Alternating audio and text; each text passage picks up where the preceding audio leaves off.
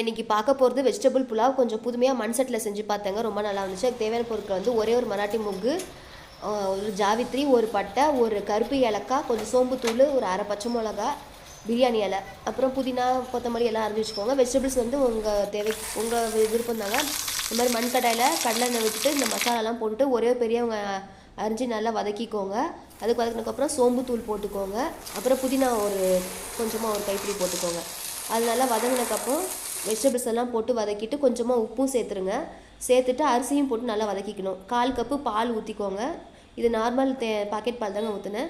எந்த கப்பில் அளந்தோமோ அதால் 2 கப்பு தண்ணி ஊற்றி மூடி போட்டு வேக விடுங்க. புலாவ் வெந்தக்கப்புறமா ஒரு அரை உருளைக்கிழங்கா சின்ன சின்னதாக அது மாதிரி பொடியாக அரிஞ்சு அது ஒரு அரை வேக்காடு வெந்தக்கப்புறம் வெறும் மிளகாத்தூள் உப்பு போட்டு எண்ணெயில் ஃப்ரை பண்ணி போட்டுருங்க. நெய்யில் முந்திரி பருப்பும் காஞ்ச திராட்சையும் வறுத்து போட்டுருங்க. இப்போ புலாவ் ரெடி. செஞ்சு பாருங்கள், டேஸ்ட் பாருங்கள். மறக்காமல் என் சேனலை சப்ஸ்கிரைப் பண்ணிடுங்க. பச்சை பட்டாணியும் உருளைக்கிழங்கும் போட்டு ஒரு கிரேவி பண்ணாங்க. புலாவே பிடிக்காத வீட்டுக்கார் சாப்பிட்டு சூப்பராக இருக்குன்னு சொன்னார்.